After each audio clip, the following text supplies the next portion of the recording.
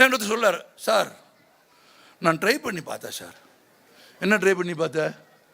படிக்க சார். படித்தேன். என்னாச்சு? தூக்கம் வருது சார்.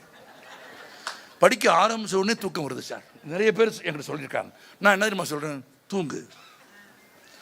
அப்படித்தான் நீ எவ்வளவு நேரம் தூங்குறேன்னு நானும் பார்க்குறேன். அப்படித்தான் நீ எத்தனை மாதம் தூங்குறேன்னு நானும் பார்க்குறேன். அப்படித்தான் நீ வாழ்நாள் பூரா தூங்க வேணும். நீ எதுக்கு உயிரோடு இருக்க? ஒரு நாள் தூக்கம் வருதா? ரெண்டாவது நாள் ஒரு 5 வரி படி, 10 வரி படி, 15 வரி படி, உனக்கு விருப்பமான புஸ்தகமாக படி. அதுவும் சொல்லிட்டேன் நான். உனக்கு மாயாஜால கதைகள், மந்திர கதைகள், இளவரசி தொலைந்து போன கதைகள், இளவரசன் தேடி போய் கண்டுபிடித்து கல்யாணம் செய்த கதைகள், அதான் பிடிக்குமா? அதையாவது படி, அதையாவது படி. ஆனால் படிக்காமல் இருக்காத. படிக்கினா உனக்கு ஆசை வந்துடும்.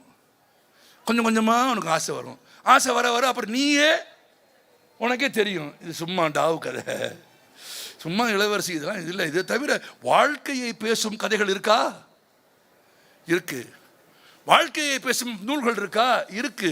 அதை தேடி மனசு போகுமா? போகும். எல்லாத்த விடவும் என் பையன் டாக்டராக வரணும், என் பையன் இன்ஜினியராக வரணும், என் பையன் அவனாக வரணும், இவனாக வரணும் ஆசைப்படுற பெற்றோர் எல்லாத்துக்கும் சொல்கிறேன், நீ ஆசைப்படுறதுனால அவன் அப்படி ஆகவே மாட்டான். இன்னும் சொல்ல போனால், நீ ஆசைப்பட பாசப்பட அவன் அப்படி ஆகாமத்தான் போவேன்.